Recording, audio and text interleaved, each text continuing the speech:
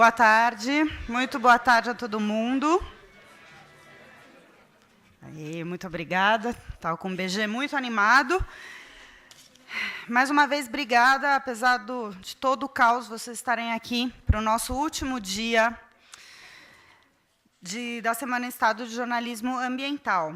Eu já vou jogar limpo com vocês, já vou abrir o jogo. Tem muita chuva no sul e o Amir Klink não consegue sair de Gramado. E, por conta disso, nem me fala, eu estou super chateada também, mas ele está super preocupado, lógico, ainda está lá no aeroporto tentando vir, né, quem sabe acontece alguma coisa, mas provavelmente que ele não chegue a tempo. Tá? Por conta disso, a gente fez uma alteração na programação, que eu acho que vai ficar até bem bacana. Em vez de serem dois palestrantes, a Dani Chiaretti, que vai falar sobre oceanos, ela conseguiu chegar antes. Então, vamos fazer um painel com 3, mas vocês vão perceber ao longo das palestras que os oceanos têm tudo a ver também agora com as mudanças climáticas. Então, no fim das contas, vai estar tudo dentro do assunto. Tem mais uma coisa que a gente está tentando, se houver interesse de vocês, que seria a transmissão do Jogo do Brasil, depois das 4 aqui no telão. Vocês gostariam? Podemos continuar tentando cabear e fazer a transmissão aqui? Vocês não vão embora, né? Então, tá bom. Então, uma coisa compensa a outra. Tá bom? Estamos tentando, vamos dar um jeito. Se não for aqui, vai ser em alguma outra área para vocês não perderem essa tarde e perderem o Jogo do Brasil, tá bom? Então, até que ficou bom esse arranjo, né? Ótimo. Bom, nossa primeira parte, nossas duas primeiras... Pronto? Vou apresentar o pessoal. Bom, nossas duas primeiras palestrantes convidadas vão falar sobre mudanças climáticas e seus efeitos. Na sequência, tem a Dani Chiaretti para falar de oceano, certo? Bom, nossa primeira convidada é graduada em Física pela Unesp. Atualmente, é pesquisadora titular do Instituto Nacional de Pesquisas Espaciais, no Centro de Previsão de Tempo e Estudos Climáticos, o CPTEC. E faz parte do corpo docente do curso de Meteorologia do INPE, ministrando a disciplina de Climatologia Dinâmica. Iracema Fonseca, de Albuquerque Cavalcante, por favor.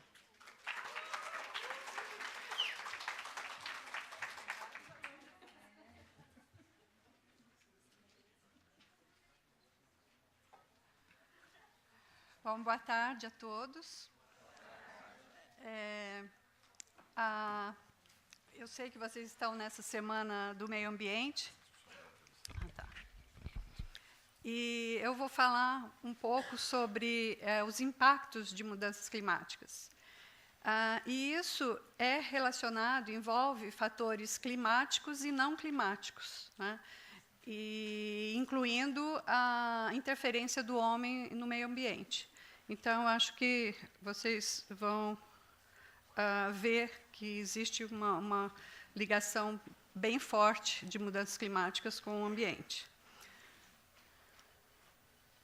Eu vou falar principalmente sobre temperatura e precipitação, e falando das projeções para o futuro e também os impactos que essas mudanças causam, né?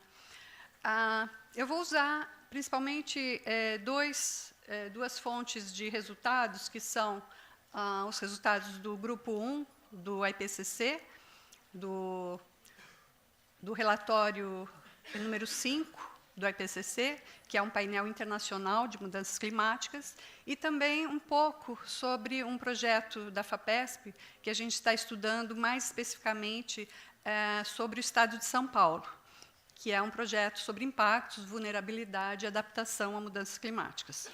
Então, eu fiz parte desse relatório, que acabamos o ano passado, já foi publicado, está nesse site aqui, se vocês quiserem pegar. E eu fiz parte do capítulo 14, que na realidade era o último capítulo E esse capítulo, na minha parte, ele falou sobre os sistemas de monção da América do Sul, os fenômenos tropicais. Então, falei sobre a zona de convergência do Atlântico Sul, que é um sistema que atua sobre a América do Sul. Falei sobre essa configuração aqui do Pacific South America, que é um padrão de teleconexões muito importante e que afeta muito a América do Sul.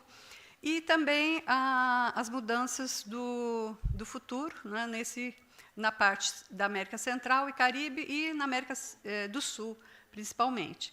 Então, o que eu vou mostrar vai ser um pouco relacionado com os resultados, mas eu vou falar só sobre precipitação e temperatura e não vou falar sobre os mecanismos que estão aí, porque aí seria outra palestra e mais horas, né? Em 20 minutos não dá para falar tudo. Então, só para dar uma ideia, as projeções do clima elas são feitas através de modelos do sistema terrestre.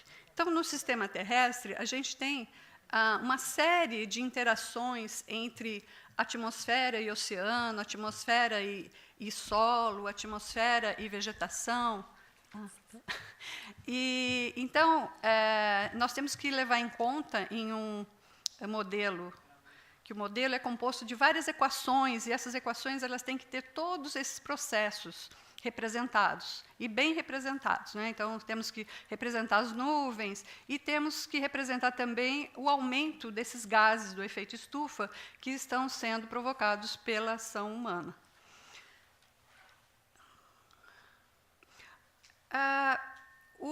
Essa ação humana ela começou a ser maior desde a Revolução Industrial, quando começaram a surgir muitas fábricas e começaram a ser emitidas para a atmosfera uma quantidade muito grande de gases do efeito estufa, né? Principalmente o gás carbônico. Então, aqui tem um gráfico que mostra como o aumento do gás carbônico em uma região do Havaí, que é uma região afastada de qualquer centro urbano mais desenvolvido, aumentou, né, ao longo do tempo, né, desde 1960, aqui antes de 1950, e foi aumentando aqui 2005, quando foi estabelecido o protocolo de Quioto, e não adiantou porque continuou a crescer, né. Então, nós estamos hoje com uma quantidade muito grande na atmosfera global, né? E isso provoca um aumento na temperatura. Então, é um processo físico. Você aumenta a quantidade de gases desse efeito na atmosfera e a temperatura aumenta. Através desse... É um processo que é físico, não tem mágica, não tem nada, é real. Então, essa temperatura ela também está aumentando no globo, não é? E aqui é um mapa de observação, e todos esses vermelhos aqui indicam aumento de temperatura de 1901 até 2012, com relação a um período base que a gente chama de 1960 a 1990. Então, a gente vê que houve aquecimento em vários lugares, e principalmente aqui na costa leste, né, da América do Sul, tem um aumento muito grande de temperatura. Isso é observado, não é nem projeção. Aí, como que a gente faz essas projeções para o futuro?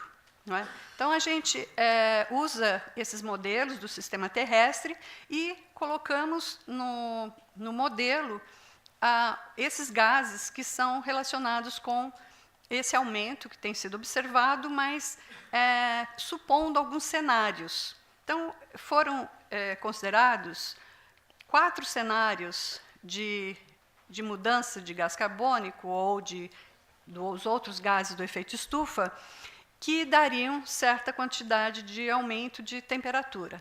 Então, vocês vão poder ver que esse azul aqui é um cenário em que a quantidade de gás carbônico que seria emitida, ou de outros gases do efeito estufa seria emitida, aumentaria até um certo ponto no meio do século XXI e depois estacionaria, quer dizer, não teria um aumento gradativo.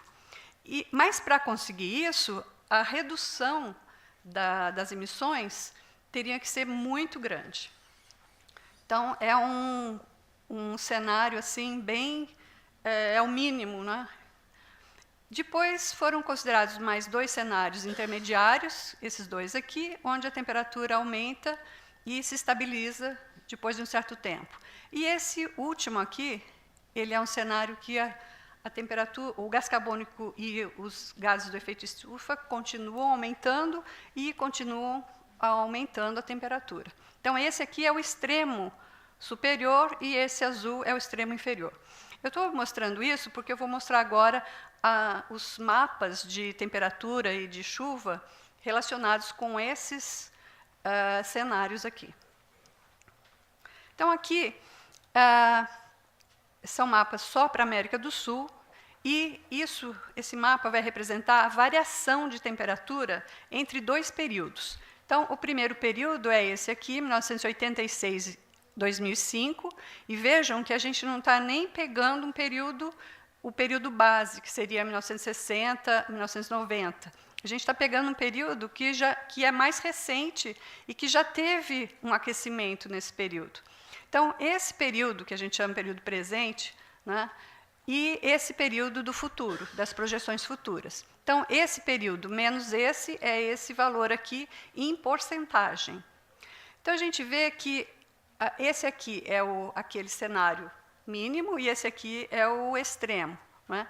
E, nesse cenário aqui, essa diferença daria 1 grau, né, de aumento. Aqui está em graus, tem um outro mapa que é porcentagem, mas aqui está em graus. E aqui, no 4,5, que é um intermediário, estaria 2, e o extremo 4. Isso nesse período de dezembro, janeiro e fevereiro. Se a gente vai para junho, julho e agosto, a gente vê que o extremo pode ser até 5 graus de aumento nesse centro aqui, sul da Amazônia, né, centro-oeste do Brasil. Agora, o que esse aumento de temperatura pode... Qual é o impacto desse aumento de temperatura? Então, esse aumento ele pode atuar nos ecossistemas, né, na fauna, nos animais, principalmente nos passarinhos, que eles são mais sensíveis a mudanças de temperatura, na flora, né, as árvores também, algumas espécies, elas só sobrevivem em determinadas temperaturas, então elas teriam que migrar para outras regiões. Tem um impacto na agricultura, tem algumas espécies também que só crescem em determinadas regiões. Impacto na saúde e ocorrências de ondas de calor. Eu não vou me detalhar nesse ponto, porque realmente seria cada tópico desse seria uma palestra, né? Agora, com relação à precipitação, né, que seria a chuva. Como essa chuva estaria aumentando, quer dizer, aumentaria nesse período de outubro a março. A gente está considerando outubro a março como período chuvoso na maioria das regiões da América do Sul. Tem algumas regiões que têm alguns períodos diferentes, mas a maioria está nesse período aqui. E também nesses três cenários. Esse risquinho aqui, o que significa esse risquinho? Significa que a mudança de precipitação ou de chuva estaria abaixo da variabilidade natural. Então, por exemplo, cada ano tem uma quantidade de chuva e essa quantidade de chuva varia, nenhum ano é igual ao outro, né? Então, essa variabilidade a gente chama de uma variabilidade natural. Agora, essa diferença de um período para outro, se essa diferença for maior do que essa variabilidade natural, então a gente coloca fora desse risquinho aqui. Então, o que a gente pode perceber é que, nesse cenário mínimo aqui, todas as mudanças estariam dentro da variabilidade natural. Então, se as emissões forem reduzidas, a gente estaria numa variabilidade que a gente não precisaria se preocupar tanto. Mas, à medida que esse cenário aumenta aqui, a gente pode ver que já vão surgindo algumas regiões que apresentam uma mudança maior do que essa variabilidade natural. Então, esses verdes significam chuva acima do normal, né, ou acima do período atual, e os amarelos e vermelhos, chuvas abaixo do período atual. Então, à medida que a gente vai para o cenário máximo aqui, a gente vê que essa região aqui ela se estende mais, e assim como essa aqui do norte, do Chile também. E a gente vê que essa região é uma região que a gente chama região da Bacia do Prata. Essa região ela engloba desde a região do estado de São Paulo até a região aqui norte da Argentina, Uruguai. Então, essa região ela já está sendo afetada por aumento de chuvas no período histórico. Nas observações já se tem esse registro. Então, a projeção mostra que, no futuro, né, considerando esse aumento de gases do efeito estufa, a chuva seria maior ainda nessas regiões. E a gente vê que pega aqui uma parte do estado de São Paulo também, né? E essa região aqui, como eu falei, a Churiada, ela estaria dentro da variabilidade, quer dizer, a gente não teria uma confiança de que teria um aumento ou diminuição.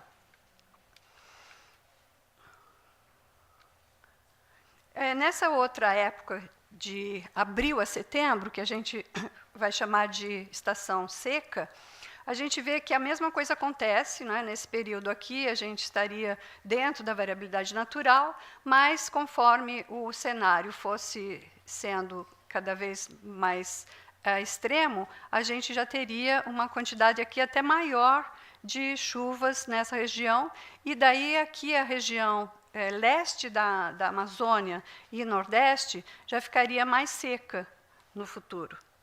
E essas condições aqui a gente já está notando que na região leste da Amazônia já tem tido períodos de seca, e também em parte aqui do sudeste, né, norte do sudeste, também com períodos de seca. Foram feitos também para esse relatório do IPCC uma análise com modelos regionais. Os modelos regionais eles são especificamente feitos para uma determinada região, e aí a gente pode detalhar mais o que está acontecendo nas regiões. Então, o que a gente obteve foi basicamente o mesmo sinal, né, um sinal de aumento de chuvas no sul, né, e parte do sudeste, e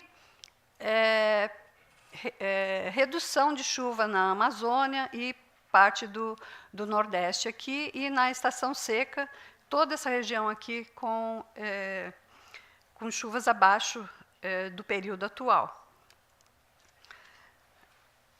Agora, o que a gente tem que se preocupar também não é só com a média da chuva, mas sim com os extremos.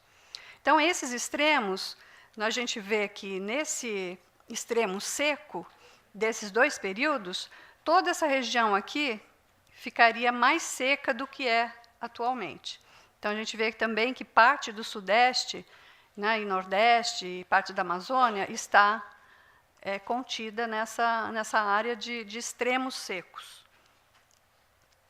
Agora, o que esses impactos, então? Né? A mudança na quantidade de chuva, né, em algumas regiões. Então, em algumas regiões chove mais, em outras regiões chove menos. E aumento de extremos também, tanto de chuvas em excesso, quanto de períodos de seca.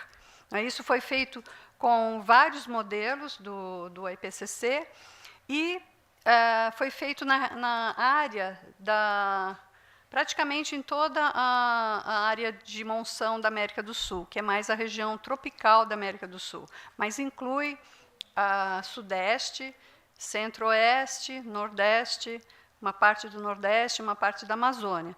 E esses gráficos aqui, eles mostram tudo que tiver acima de 0 é que está tendo um aumento. Então, por exemplo, esse daqui, R5D, significa a chuva em 5 dias consecutivos. Então, a gente vê que, dependendo daquele cenário, tem um aumento em todos os modelos. Que aqui tem uma dispersão de modelos, porque não é usado um modelo só para fazer análise, né? São usados muitos modelos e, dependendo da convergência do resultado desses modelos, a gente pode ter maior confiabilidade neles, né? Por exemplo, se um modelo mostra um aumento, o outro modelo mostra diminuição, e tem metade mostra aumento, metade mostra diminuição, a gente não pode confiar. Mas se a maioria deles mostra aumento ou diminuição, a gente pode ter uma confiabilidade maior. Então, aqui a gente vê que tem uma confiabilidade grande nesses extremos. Tá? Então, o que a gente tem que pensar? Né? Se vai chover mais em algumas regiões, a gente tem que pensar nas áreas de risco. Né? Por exemplo, nas cidades, quais são as áreas sujeitas à inundação? Né? Quais são as pessoas que são mais vulneráveis? São aquelas que moram próximo de rios, são aquelas que moram nas encostas de morros. Então, o crescimento das cidades, né, que daí as pessoas vão ter que procurar lugares para morar, então, ou mora em regiões que não são apropriadas. Isso vai ter um impacto, né, na vulnerabilidade. Outra coisa importante aí relacionado com o meio ambiente é o desmatamento. Aqui eu coloquei Mata Atlântica, porque a gente está aqui na região sudeste. Então, aqui é como era em 1500, né? E aqui como estava em 2007. Quer dizer, muito da Mata Atlântica já foi dizimada. E o que acontece? Sem essa vegetação, há mais possibilidade de ter deslizamentos, né, como esses que já ocorreram e provocaram mortes.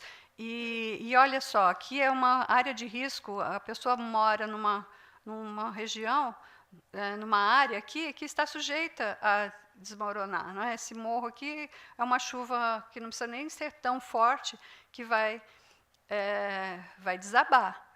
Então, essas informações de quais são as áreas de risco precisam ser levadas em conta.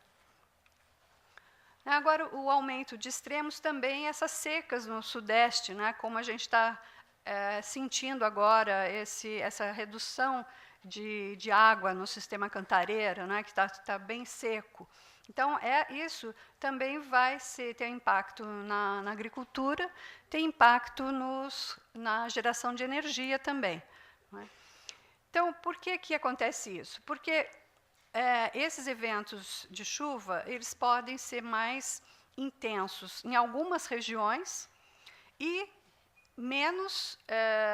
ter menos chuva em outras regiões. Então, na atmosfera, no globo, algumas regiões vão ter mais chuva, outras menos chuva. Então, é um sistema compensatório. Né? Se está tendo muita chuva em algum lugar, por exemplo, em janeiro, né, tinha muita chuva na região lá do Acre, do oeste da Amazônia, e tinha muita seca aqui. Então, o ar sobe numa região e tem que descer em outra. Além disso, tinha alguns padrões de teleconexão que estavam favoráveis também a ter seca nessa região do sudeste. Né? E o que acontece? Com o aumento dos gases, né, tem maior temperatura. Essa maior temperatura vai fazer com que haja mais vapor de água na atmosfera, vai ter mais chuva em alguns lugares e menos chuva em outros. Então, o que acontece são os extremos. Então, e esses extremos, a gente está percebendo que eles estão ocorrendo com maior frequência, porque o próprio nome diz extremo, só ocorre de vez em quando. Né? Mas, nas observações que a gente tem visto, isso está ocorrendo com mais frequência e com o aumento dessa temperatura, aumento dos gases, essa frequência pode aumentar. Agora, só... Quem vai falar do... Já deu os 20? Falou que ia me falar quando fosse 10. A gente achou que você tinha... Ah, não vi. Ah, quem que estava falando? Ah, eu não estava vendo. Está muito longe. Então, eu vou só dar uma pincelada aqui, que é o projeto da FAPESP, que a gente está fazendo para o Estado de São Paulo, e a gente está pegando 6 regiões do Estado de São Paulo para fazer essa análise de vulnerabilidade, né, e impactos. Então, é a região de São Carlos, de Campinas, de São Paulo, da Baixada Santista, do Vale do Paraíba e da Serra do Mar. Então, os impactos que ocorrem, então, aqui eu coloquei São Carlos, Campinas e São Paulo, que são 3 regiões metropolitanas, e para mostrar que, nesses modelos mais regionais, eles mostram um aumento de chuva em todas as estações, menos na primavera. Então, na primavera tem uma redução das chuvas. E isso implica em um atraso da estação chuvosa. Então, em vez de começar em outubro, novembro, como sempre tem acontecido, as chuvas vão atrasar para começar só no verão mesmo, dezembro, janeiro, fevereiro. Então, isso tem um impacto grande na agricultura e em outros setores também, né? E aqui é na Serra do Mar, no Vale do Paraíba. Então, no Vale do Paraíba estão sendo analisados o beija-flor e as palmeiras. Então, o beija-flor ele tem uma relação com a altitude. Então, os beija-flores de Campos do Jordão, por exemplo, são diferentes dos de Ubatuba. Então, vai depender da temperatura e também da pressão, de onde eles estão, da altitude, né? Então, com as mudanças climáticas, com o aumento de temperatura, esses que estão próximo do mar, eles vão tender a ir para regiões mais altas. E aí vão fragilizar os que estão já nessas regiões. E a mesma coisa acontece com as palmeiras, né? E na Serra do Mar também a gente vê casos de deslizamento. Então, concluindo, então a gente viu as regiões onde tem mais chuva, onde a projeção indica mais chuva, né, região mais do sul-sudeste, parte do sudeste, a região noroeste da América do Sul e mais secas na região do leste da Amazônia e nordeste. E também essas regiões do interior do estado de São Paulo teriam mais chuva e teriam mais períodos de seca. Parece uma coisa que é inconsistente, mas não é. Porque a média pode ser maior, mas os extremos podem ser diferentes, né? Então, você pode ter muita chuva numa época ou num período dentro de uma estação, pode ter um período muito seco e a média não representar bem esses extremos, né? E os impactos, quais são os impactos e vulnerabilidades, né? Eles são maiores em regiões de risco, né, para a população mais vulnerável também. E daí vai ter uma dependência desses fatores socioeconômicos, né? Então, a gente tem sempre que pensar nos fatores climáticos e nos fatores não climáticos também. E ter essas informações de projeções para estabelecer ações de adaptação, né? Então, tem o Ministério do Meio Ambiente, ele também está tendo um programa que está cuidando dessa parte de adaptação. Então, acho que é só isso. Muito obrigada.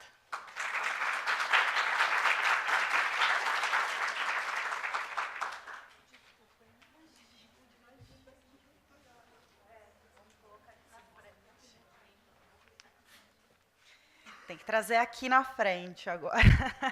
Obrigada, Iracema. Bom, a gente vai continuar falando de mudanças climáticas e seus efeitos, só que dessa vez vamos conhecer o trabalho jornalístico. A minha colega Giovana Girardi, aqui do Estado de São Paulo, do jornal, ela acompanha há muito tempo, principalmente as conferências, as COP, né, sobre o clima. Ela é jornalista formada pela Metodista, especializada em ciência e meio ambiente, trabalhou nos jornais Folha de São Paulo, trabalha aqui no Estadão, além da revista Galileu e Unesp Ciência. Retornou ao Estadão em 2 momentos da sua trajetória, onde é repórter e faz a cobertura de ambiente e ciência. Giovana também tem o blog aqui no Estadão, eu recomendo muito, chama Ambiente-se, porque o planeta é um só. Tem que se adaptar mesmo. Aqui no site do estadão.com.br. E tem se dedicado a fazer matérias sobre mudanças climáticas e também sobre as negociações internacionais que tentam estabelecer um novo acordo global para a redução das emissões de gases de efeito estufa. Giovana Girardi, então, por favor. Obrigada.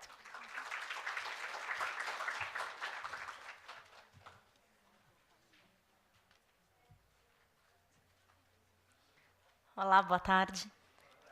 Antes de mais nada, eu sou ultra mega tímida, eu morro de vergonha de participar disso, mas eu atendi ao convite da Paulina, que é uma fofa, grande amiga. Bom, a ideia é falar um pouco sobre...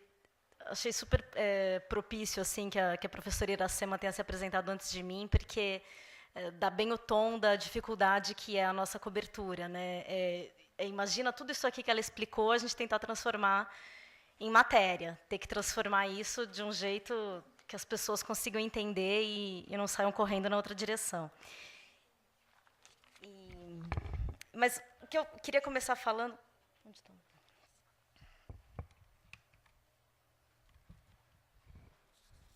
Eu queria começar falando um pouco...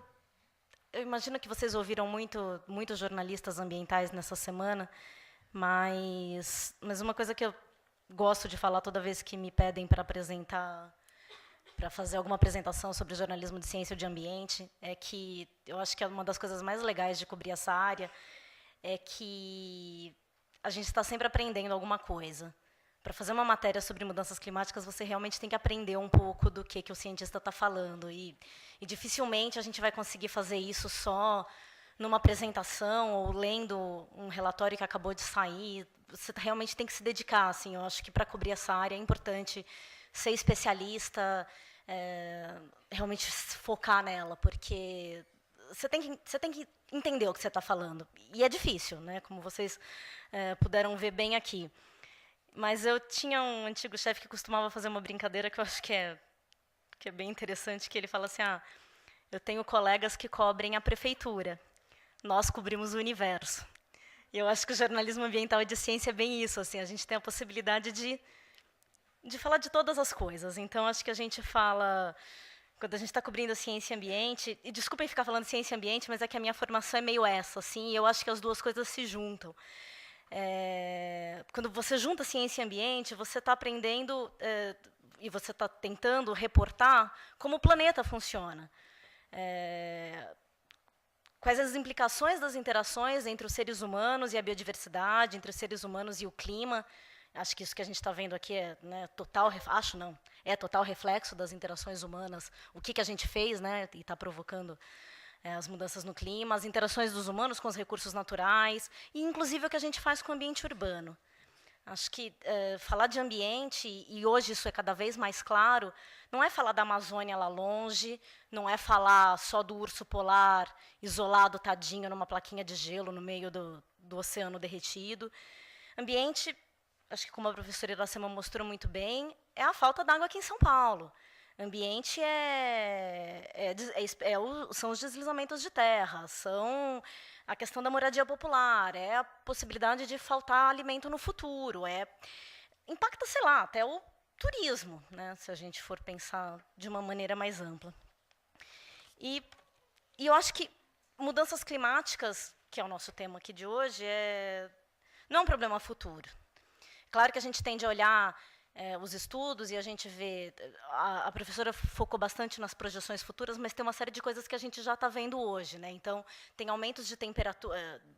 Desde a Revolução Industrial, a temperatura já subiu cerca de 1 grau e a gente já está sentindo impactos diversos. E, claro, muita coisa é muito difícil de você cravar. Então, climatologista sério nenhum vai virar e falar assim... essa seca que a gente está tendo aqui em São Paulo é mudanças climáticas. Não, ninguém vai cravar isso.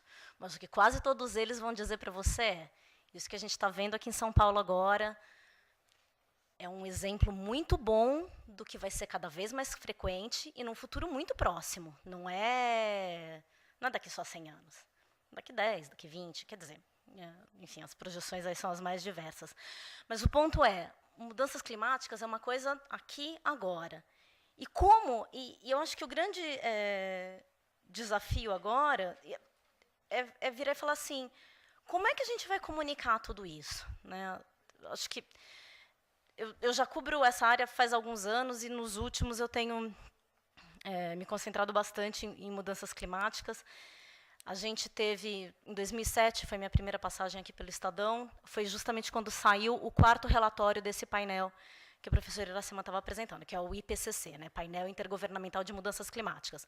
É um grupo de cientistas do mundo inteiro que faz uma avaliação de tudo que é produzido de ciência sobre esses assuntos, e aí eles avaliam para conseguir virar e falar assim, olha, a gente tem mais certeza sobre isso aqui, então a gente pode dizer que está acontecendo assim. Bom, enfim, ela explicou mais ou menos para vocês.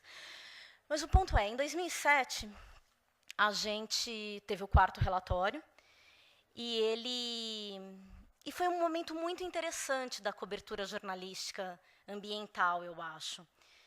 Porque naquele ano, em comecinho de 2007, fevereiro, quando o relatório saiu, ele saiu com uma certeza, que foi a primeira vez que se falou isso com todas as letras e sem dúvida. É inequívoco, não há dúvida, de que o aquecimento global é provocado pelos seres humanos. Isso causou uma coisa assim nos jornais, foi incrível.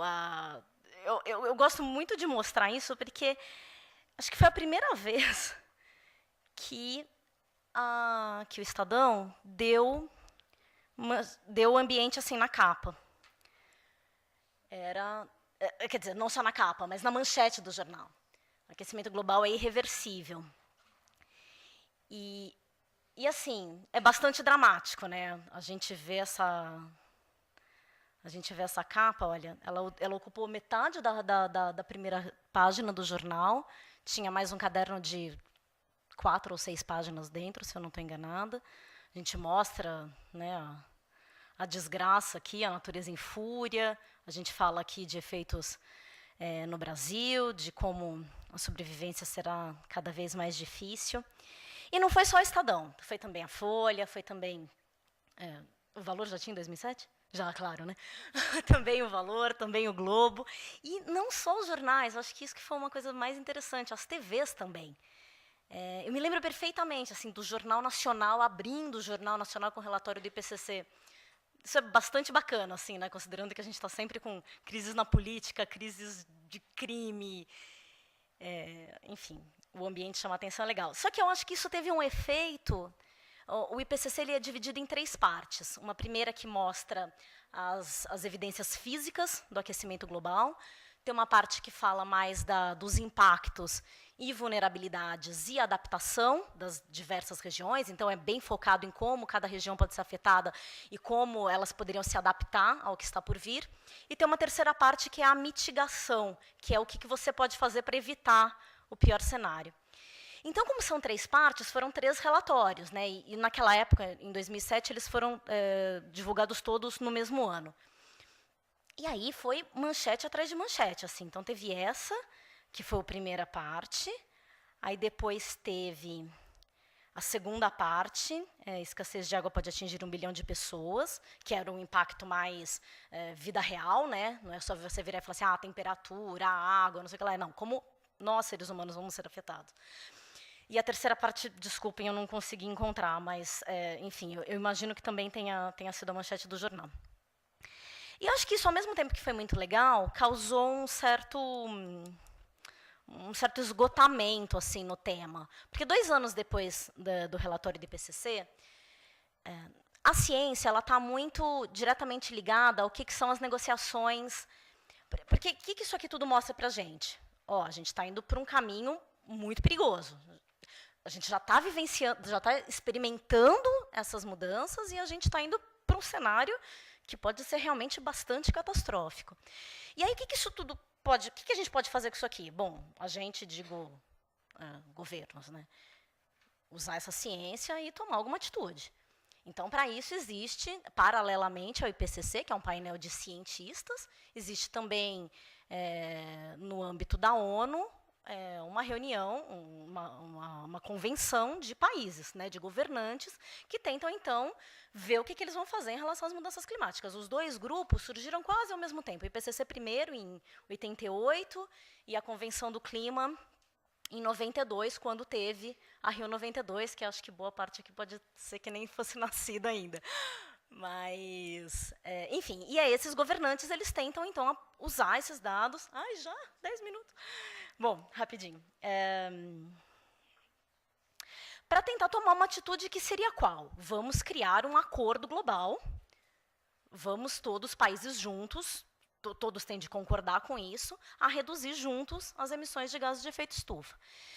E aí, bom, só essa questão das negociações climáticas merecia toda mais uma outra apresentação aqui. Mas o ponto é que entre vais e vens, e entre muita acusação e apontando o dedo um no nariz do outro, países ricos, historicamente, os principais responsáveis pelas emissões de gases de efeito estufa se comprometendo pero mútuo, e os países em desenvolvimento falando, bom, a gente tem direito a se desenvolver, vocês puderam emitir tudo o que vocês quiseram para crescer, porque, né, lembrem-se que começou na Revolução Industrial, e isso era uma coisa muito Europa, Estados Unidos, Japão, né, países ricos, e os pobres começaram há pouco tempo. Né? Então, hoje, os Estados Unidos, historicamente, foram os campeões de emissões no mundo, hoje é a China.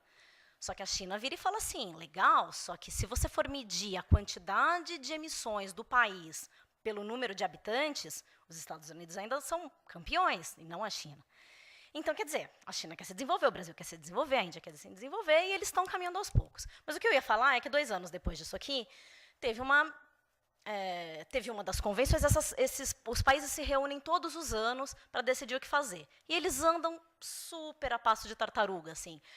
Pequenos avanços, muito difícil de chegar a esse acordo global. Eu estou simplificando bastante, mas quem quiser depois conversar mais sobre isso, a Dani pode explicar muito melhor do que eu. E em 2009, teve a famosa COP de Copenhague, que era para onde os países deveriam ter falado, ok, a gente vai se comprometer, todos juntos e unidos, a reduzir, sei lá, 20%, 30% das emissões. Não aconteceu. Só que depois desse relatório do IPCC, acho que gerou uma expectativa, assim, um crescente, tanto que até 2009, quando estava tendo a COP, a cobertura de ambiente estava assim, muito intensa nos jornais, muito intensa por causa das previsões dos cientistas e por causa dessa expectativa do que o mundo ia fazer a respeito. E em 2009, a COP foi um fiasco. Mais uma vez, citando a Dani, escreveu uma excelente reportagem tentando explicar por que tudo aquilo deu errado. Eu ainda não cobri a COP naquela época, eu fui começar a cobrir depois, então, por isso que eu estou me referindo a ela. Mas o ponto é que eu acho que, assim, aí a gente veio de 2007, 2009, 2007, então saiu o 4º relatório, o 5º relatório do IPCC começou a sair no ano passado. Parte dos resultados são esses que a professora Iracema mostrou, e aí esse ano foram as outras 2 partes, né, de adaptação e de... E aí é curioso, assim, porque ao mesmo tempo que a gente teve essas capas em 2007, aí quando você vê agora, olha, vocês lembram como que era a capa a outra? Eu vou tentar colocar uma do lado da outra aqui. Ups. O que eu fiz aqui? Vou tentar abrir. Eu queria mostrar de 2007. Isso. Essa é de 2007. Aquecimento é irreversível. E essa... Ai, por que ela não quer ficar grande? E essa é de 2013. Então, assim, a manchete continua sendo... O aquecimento global continua, mas vocês percebem que é diferente, né? Uma era você ter a metade da página, o abre, só para aquecimento global. E agora a gente tem só esse cabeço, né, que a gente chama. Quer dizer, o assunto continua sendo importante, mas tudo isso que eu estou mostrando é só porque, na verdade, ele é um assunto muito difícil. Então, eu acho que o grande desafio aqui que eu queria deixar para vocês, assim, acho que era essa proposta toda, eu me perdi um pouco, mas é discutir como a gente faz para passar essa informação para frente? Como a gente traduz isso aqui? Porque aquecimento global, se você olhar bem, é só uma notícia. É só uma notícia, é só desgraça, é só fim do mundo. As pessoas se cansam, é difícil você reportar esse tipo de assunto, porque, você só fala dessas desgraças, mas é o tempo todo. Você já tinha falado em 2007 que o mundo está acabando, e agora de novo você vem falar que o mundo está acabando. E você chega para o seu pauteiro, mas as certezas estão cada vez maiores. Não, mas está acontecendo. Mas eu acho que isso aqui mostra, não é porque o jornal deixou de se interessar, não é isso, mas eu acho que mostra um pouco o esgotamento e como é difícil você falar de um assunto que, enfim, ele está acontecendo. É um pouco lento, mas ele está acontecendo. Só que é difícil as pessoas incorporarem isso. Então, eu queria deixar esse desafio aqui para vocês, de como a gente pode tratar isso melhor. Me lembro que em 2007, quando o Jornal Nacional deu e tudo mais, eu me lembro, acho que uma semana depois, alguém comentar que tinha umas criancinhas numa escola, que de repente, acho que uma começou a chorar, e aí gera aquela coisa meio epidêmica, né, de choro de criança, às vezes, e todas começaram a chorar, porque elas acharam que o mundo ia acabar. Não, porque o mundo vai acabar, a gente viu na TV, o mundo vai acabar, meu Deus, minha mãe, né, meu cachorrinho. E aí, eu acho que a gente foi do meu Deus, o mundo vai acabar, para uma certa dessensibilização do problema. Acho que hoje o nosso leitor, ele meio já fala assim, mas eu já ouvi isso. Aí, você tem um inverno super mega rigoroso, cadê o aquecimento global? Então, nossa, é horrível cobrir essa área, porque a gente está sempre ouvindo isso. Mas você não falou que tinha aquecimento global? Então, tem. Né? Então, como a professora Iracema bem mostrou, a gente vai lidar com cada vez mais extremos. Então, a gente pode ir do muito frio ao muito quente, do muito seco ao muito chuvoso, e isso tudo é mudança climática. E isso tudo vai ter impacto das mais diversas formas. Vai ter impacto aqui a gente sentindo sede, ou a gente tendo alagamento aqui parando São Paulo. Isso, assim, eu estou falando de São Paulo porque estamos aqui, né? Mas o Brasil inteiro. Na verdade, os cientistas estão sempre colocando muito que os mais vulneráveis, os mais pobres, os que vivem em situação de risco, vão ser os mais afetados, e de fato vão. Mas o Rajendra Pachauri, que é um dos presidentes do IPCC, ele costuma falar assim, eu acho que é muito bacana, que as mudanças climáticas são muito democráticas. Na verdade, elas vão atingir todo mundo, o mundo inteiro. Não vai ter país que vai ficar livre disso. Alguns podem ser mais, outros menos, mas todo mundo vai ser afetado. E acho que é um problemão, assim, inclusive para a gente, né? Inclusive para o jornalismo. A gente conseguir refletir sobre como é a melhor forma. Então, quer dizer, é mostrar o problema, é mostrar a ciência, onde estão os gargalos e onde estão os riscos, mas também tentar mostrar, acho que tentar trazer para o ser humano, né, cada vez mais, de como a gente pode ser afetado e o que a gente pode fazer a respeito, e isso, assim, do que as pessoas estão tentando fazer para evitar ou para se adaptar. Acho que a gente ainda tem muito mais más notícias do que boas, mas espero aí que quando vocês estiverem entrando no mercado, talvez a gente já saiba melhor como comunicar isso, como lidar com esse assunto. Eu queria falar um pouco de COP, mas já acabou meu tempo, que é um outro drama, né? Porque aí como os governos e os diplomatas tentam lidar com tudo isso e ficam se acusando, mas aí fica para uma próxima. Bom, tem várias capas aqui, se vocês quiserem ver depois, a gente conversa. É isso.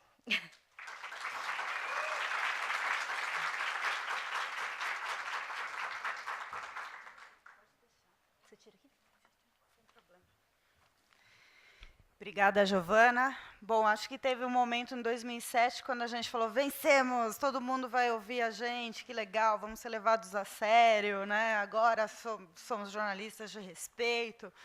E deu um ano depois, já começa essa papagaiada. Mas não tem aquecimento global, está frio pra caramba, bem o que ela colocou. E acho que na parte das perguntas vale explorar mesmo com a Giovana essa questão, quando ela cobre as COPs, é tanta delegação que ela tem que bater perna para ficar ouvindo delegação e esperar. E também esse sentimento no final. A gente sempre tem a esperança no final de uma COP de legal, os países vão salvar todo mundo. E veio aquela frustração, né, o ápice em Copenhague, enfim. Agora a gente vai passar para o tema de oceanos. Ontem eu consegui falar um pouco para vocês sobre do desconhecimento que a gente tem ainda sobre essa questão, mas tem alguém que cobre muito essa questão aqui no Brasil, é a Daniela Chiaretti. Ela é repórter especial de ambiente do Valor desde 2005 e tem feito a cobertura de grandes conferências ambientais nas Nações Unidas. Trabalhou na Marie Claire, na Gazeta Mercantil, na Folha de São Paulo, na Veja e UOL. Esteve mais de 20 vezes na Amazônia. Ganhou o Prêmio ESSO de Informação Científica, Tecnológica e Ambiental em 2011, com uma reportagem feita em viagem ao Ártico em 2010, a bordo do navio do Greenpeace, acompanhando uma expedição de cientistas europeus para estudar o fenômeno da acidificação dos oceanos, que é um dos efeitos mais graves do acúmulo de gases estufa na atmosfera. Por isso que eu falei dessa ligação oceano-mudança climática. E se não fosse jornalista, queria ser oceanógrafa. Eu também. Vem, Dani, por favor.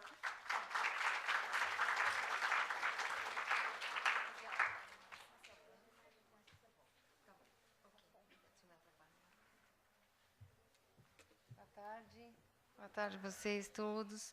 Muito obrigada pelo Estado, pelo convite. Eu sou do Valor. Como vocês sabem, o Valor é um jornal de economia formado pela Folha e pelo Grupo Globo há 14 anos. Então, é muito interessante, muito legal. Agradeço muito ter sido convidado pelo Estado para vir aqui contar um pouco essa experiência e dividir com vocês. E obrigada também para a Giovana, falando das COPs, e para a professora Iracema, que já facilitaram bem minha vida aqui agora de contar essa história. Eu lamento muito que o Amir Klink não esteja aqui, acho que vocês devem lamentar também. Quando eu recebi esse convite, me pediram para contar especificamente sobre essa viagem, que é a viagem que eu fiz ao Ártico, e que depois eu ganhei o Prêmio ESSO com ela. Essa viagem aconteceu em julho de 2010. Então, mais ou menos nessa época, ou seja, na Copa do Mundo de 2010. Né? Então, era mais ou menos essa época. Em muitas ocasiões, eu tinha ouvido vários grupos que estudavam os problemas no Ártico. O Ártico era uma palavra que... Não sei, hoje, relendo a matéria, eu me dei conta que era uma situação de encantamento para mim. Em 2013, eu tive a chance de ir para a Antártica também. Meus colegas, amigos de coberturas, me chamam de jornalista bipolar, né, por causa disso e tal. Mas eu tenho um encantamento maior com o Ártico, não sei muito bem por quê. Aconteceu o seguinte, então, a história. Como eu fui parar aí, né? Vamos ver se eu vou saber mexer nisso aqui. É assim? Deu certo? E como um iceberg foi parar na capa do Valor, né? Que é essa história aqui para contar. Bom, então, essa aqui é uma geleira, né? Uma geleira do Ártico, uma famosa geleira. Eu também não conhecia até poucos anos atrás. Algumas pessoas chamam de rios de gelo, né? Os cientistas não gostam, mas dá para imaginar que é um rio, né? Gelado. Aqui, pena que, de novo, o Amir Klink não está, certamente ele falaria. O Ártico é um dos lugares onde existe a mítica da exploração polar. Né? E aqui é o Amundsen, que é figura lendária para os dois polos, e para o Polo Norte também. Eu estive a 1.300 quilômetros do Polo Norte, é mais ou menos a distância São Paulo-Salvador. Fui parar, então, como é que... pronto, aqui que eu queria chegar. Então, é o seguinte, eu estava um dia... eu sabia que alguns grupos trabalhavam com o Ártico, o Ártico é um ecossistema muito frágil, e ele ao contrário da Antártica, que é um continente, o Ártico é um oceano. Né? Um oceano que congela, e congela cada vez menos. No verão, principalmente, congela cada vez menos em função do aquecimento da temperatura. E é um ecossistema muito frágil, Então, os cientistas que estudam oceanos gostam de tentar estudar o que acontece no Ártico, porque ali é onde o impacto da mudança climática acontece com mais força. Só que, por questões óbvias, a logística para estudar o Ártico é difícil. Então, um dia, em junho de 2010, eu recebi um telefonema de uma assessora de comunicação do Greenpeace na Inglaterra. Ela sabia que eu queria muito ir. Eu sabia que um dos navios do Greenpeace estava ajudando uma expedição de cientistas no Ártico, mas não sabia muito mais do que isso.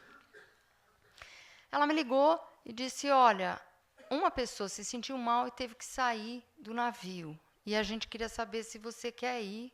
E se você quiser ir, era uma terça, ela me disse, quinta-feira que vem você tem que estar assim, nos quintos infernos, né? Se você estiver lá, o navio tem um porto, o navio vai passar, pega você, você entra, fica com a gente 18 dias, vê a expedição e depois volta.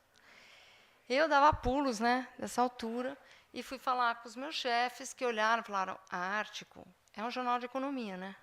Falaram, urso polar, pinguim, como é que, né, você vai ficar um monte de dias fora? Não sei.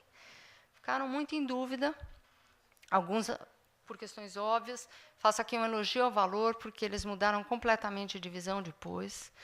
E alguns amigos que me deram muita força, inclusive meu irmão, que me disse que essa era uma oportunidade única e que eu tinha que agarrar correndo e falar, sim, sim, sim, eu vou. Bom, eu fui, né? Então, eu estava lá na hora certa, o navio passou, e é o seguinte, esse lugar onde eu fui é um arquipélago, e esse arquipélago ele pertence à Noruega, né? Então, é um arquipélago que tem 1.300 pessoas, esse número é super volátil, como os pássaros, assim, as pessoas migram, porque durante 6 meses é inverno e escuro, não só frio, mas escuro, um breu, não tem um pingo de luz. E 1.300 pessoas e 3.500 ursos. Os ursos parecem muito fofinhos, mas eles são bichos assustadores. E quando você chega no aeroporto, primeiro, você desce assim no aeroporto, isso daqui é a esteira do aeroporto. Né? Vocês estão vendo aqui, ó, a esteira, tem ali aquele urso. Logo depois tem um recado que vocês acabam vendo que diz que os ursos são super perigosos. Começa a vir uns avisos em norueguês com os ossos cortados, assim, que a gente não entende nada, mas na hora que você vê o urso, você entende. Você não pode andar... É bem assustador.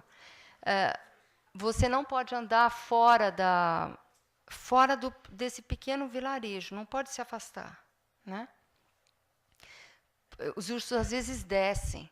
E esse pequeno vilarejo, ele é muito assombroso isso, porque ele vive de carvão, até hoje.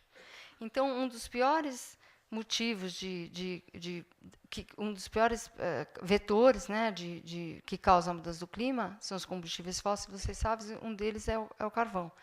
E esse povoado vive de carvão, eles são mineiros, tem muito carvão no Ártico. Então, eles veem a desgraça no jardim de casa, né, uma coisa muito óbvia para eles, porque no verão o gelo derrete menos, eles percebem isso. Não, é para cá.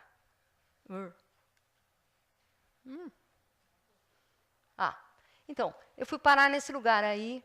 Então, o que aconteceu? O navio do Greenpeace passou naquela cidadezinha, que depois eu vou mostrar umas fotos para vocês, e a ideia era ir para esse lugar, que chama Ny-Ålesund. O marketing deles é que é o lugar mais ao norte do mundo. Na verdade, tem um lugar militar no Canadá. E aqui, tá vendo? 78 graus ao norte. É um povoado, tem umas 70 casas, e todas elas, as mais novas, todas de madeira, são estações de ciência. Só cabe 200 pessoas. Né? Então, geralmente, tem 180 no verão, que são aqueles 6 meses com luz, que aí não tem noite em nenhum momento, e 20 no inverno. Né? Bom, é isso aqui, ó, tá? Depois vocês vão ver umas fotos mais legais. Por exemplo, aqui é uma pequena estação científica, né? Do lado de fora são essas casinhas assim bucólicas, né? Mas lá dentro é um mega, muitos experimentos de ciência acontecem aí. Aqui, por exemplo, a estação da Holanda, todos os lugares têm botas, porque, né? Está vendo ali os tamanquinhos, né? Aqui é da Índia, todo mundo passava por esse Ganesha aí, os cientistas, ele acaba para trazer sorte. Isso aqui é o que você via. E aqui é a experiência. Bom, deixa eu contar para vocês, então, o que era. O negócio era o seguinte, essas cúpulas, esses negócios que vocês estão vendo aí dentro da água, chama mesocosmos. Tinha 9 desses. Eles são uns equipamentos que pesam, cada um desses pesa 3 toneladas. Um grupo de cientistas europeu grande, a Europa tem uma espécie de um consórcio que chama EPOCA. Esse consórcio reúne 300 institutos de ciência na Europa. E eles procuram estudar os efeitos do aquecimento global no oceano. Ou seja, o oceano absorve 30% do CO2 que está na atmosfera, mais ou menos. E esse problema é conhecido como aquele outro problema do CO2. Ou seja, a gente estuda muito, a gente vê muito o que está acontecendo na atmosfera. Alguns cientistas querem saber o que está acontecendo nos oceanos, no mar. O nome desse processo é um processo químico que se chama acidificação dos oceanos. Então, os oceanos, a água dos oceanos, ela acaba se tornando mais ácida. Não é assim que você põe o pé lá e fica sem pé. Mas é um processo que vocês imaginem que todos os peixes, os moluscos, eles têm calcário dentro deles. Então, por exemplo, os peixes, né, de uma maneira muito simples, eles andam reto porque eles têm uma estrutura calcária aqui. Esses cientistas queriam saber, com a água ficando um pouquinho mais ácida, o que acontece com esses pequenos organismos, com os moluscos, com a base da cadeia alimentar, que é exatamente o que tem no Ártico. Então, eles queriam trazer 9 dessas estruturas, que chama mesocosmos. São os negócios, umas torres assim que vão para dentro da água, como se fossem grandes tubos de ensaio, com esse plástico enorme, como se fosse uma camisinha monstro, assim, né, que põe ali. E aí, ali dentro, tinha esses ecossistemas, os bichos, né, os moluscos e tal, todos ali dentro. E os cientistas injetavam CO2 em quantidades diferentes, como a professora Iracema mostrou naqueles gráficos, para entender qual seria a reação. Então, por exemplo, antes, né, da Revolução Industrial, os níveis de CO2 que existem hoje na atmosfera, quais seriam os níveis de CO2 para 2 graus de temperatura, como ela mostrou naqueles gráficos, qual seria no pior cenário do IPCC, o que acontece, né? E os cientistas que estavam fazendo esses estudos tinham um problema, porque eles trariam essas... Você imagina, cada uma tem 2 a 3 toneladas, pesa esse negócio, eram 9. Então, podia arrumar um navio que levasse, né, do laboratório alemão até o Ártico, mas depois o navio não podia ficar lá esperando, tinha que voltar. Tinha um problema de logística, e nisso o Greenpeace falou, olha, a gente tem 3 navios, nós temos interesse em ajudar nessas pesquisas. Os cientistas se reuniram, não sei o quê, eles são ativistas, e acabaram topando, desde que o Greenpeace se comportasse como um navio cargueiro. Ele só levava os equipamentos para lá e depois trazia de volta. E eu fui lá, então, contar essa história aí, tá vendo? Está entrando, né, o navio, na verdade... Então, essa matéria que sai no jornal, sai num suplemento que sai às sextas-feiras, é um suplemento como se fosse um suplemento de cultura do valor. Mas eu não poderia ter uma abordagem como a Giovana estava explicando, quer dizer, esse desafio que a gente tem de tentar transformar uma coisa de ciência em algo que as pessoas leiam, né, entendam, né? Ainda mais um jornal com valor, eu não podia ficar abordando só uma coisa muito científica, ia ser chato. Então, para mim, foi difícil tentar abordar e abordei como uma expedição. Em alguns momentos, pela primeira vez na vida, eu acho que nunca, em 25 anos que eu tenho de jornalismo, eu usei o eu. Essa estrutura. Algumas vezes nessa matéria eu usei, porque não tinha jeito de contar. e achava que podia ser interessante. Aqui e dividi essa história em 5 pedaços. A parte da ciência só vai aparecer no fim. Então, aqui, eu contei um pouco como é que é essa cidadezinha, né? Como é que é essa cidadezinha, né? Então, essas fotos aqui são até minhas, porque eu vi essa raposa, ela veio perto.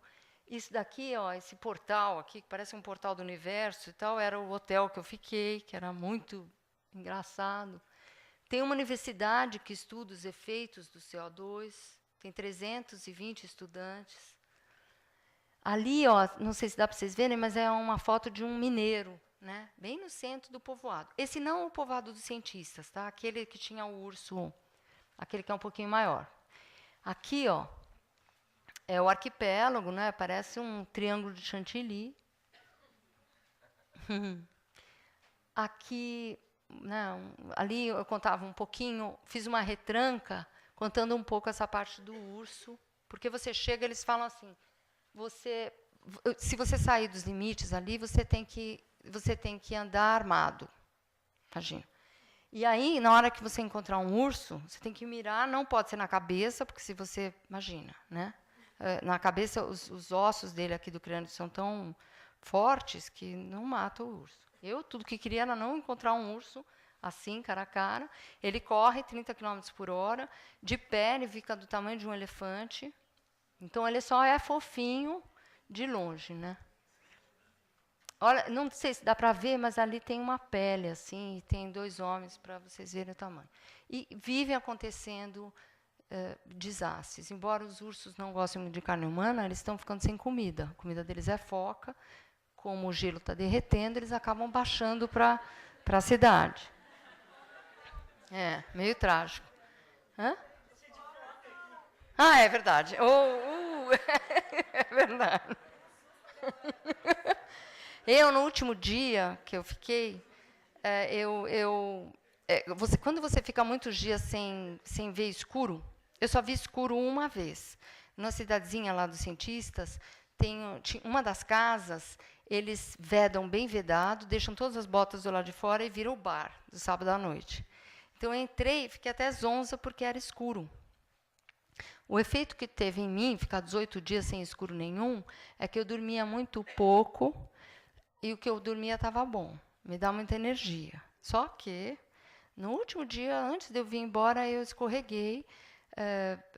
É uma cidade de mineiros. Então, todo lugar que você vai, você entra, deixa o sapato lá de fora e anda descalço, de meia. No correio, no supermercado, na lojinha, na universidade, todo mundo de meia. E eu escorreguei e quebrei o cotovelo. E fui parar no hospital. E no hospital tinha um ursinho polar adolescente, assim. Esse ursinho polar tinha matado uma moça, né? Então, estava lá. Bom, vamos adiante. Aqui é uma dúvida que depois, não sei se vocês vão fazer pergunta, talvez isso apareça. Eu fiquei 15 dias com as pessoas do Greenpeace num navio. Então, eu fiquei em dúvida, escrevo ou não escrevo sobre o barco, escrevo ou não escrevo sobre essas pessoas. Isso foi uma dúvida muito forte, porque a fonte, ou né, quem estava me levando, almoçava comigo toda hora e tal, e a vida do navio era muito interessante. Eu pensei que ninguém consegue fingir durante 15 dias o tempo inteiro.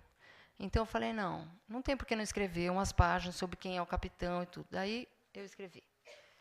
Tinha 2 capitães, porque navegar no gelo é muito complicado, tem icebergs, né? É que nem bater num rochedo, então tinha 2, um inglês e um nórdico. Essa moça, por acaso, é a moça Ana Paula Minhana, que talvez vocês tenham depois da campanha do Greenpeace no Ártico. Aqui é o cozinheiro, esse é o fotógrafo. Aqui, essa cidadezinha que eu estou contando para vocês, a cidadezinha dos cientistas. Aqui são os cientistas levando, eles botavam parecem uns guarda-chuva gigantes em cima daquelas torres para que os pássaros não ficassem lá, né? Não fizessem desastres. E aqui, só no final, é que eu vou contar a história do CO2. Ali, por exemplo, era um mini molusco, eu fiquei encantada com essa foto, ele parece uma borboleta, né, ele tem uma estrutura de calcário ali. Esse era o cientista que chefiava esse estudo, que é um estudo muito sério, porque o oceano, eles estudam a base da cadeia alimentar. Imagina, eles começam a ver modificações, começam a ver que alguns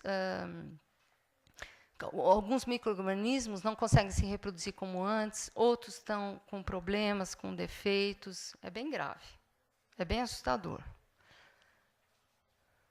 E aqui não tem nada a ver com o Ártico, é só porque eu fiz uma matéria recentemente sobre oceanos, e eu só trouxe para comentar com vocês que era uma matéria sobre poluição nos oceanos. Um seminário também que eu fui de cientistas lá da ONU, e eles estudavam, nesse seminário, o que a gente faz em terra acontece, vai para o mar, de alguma maneira.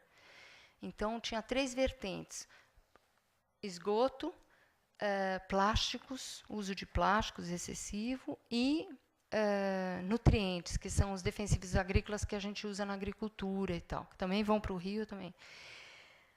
Eu só trouxe essa matéria porque eu não sabia muito bem como ilustrar, essa é uma das cientistas, e a gente achou essa foto do golfinho com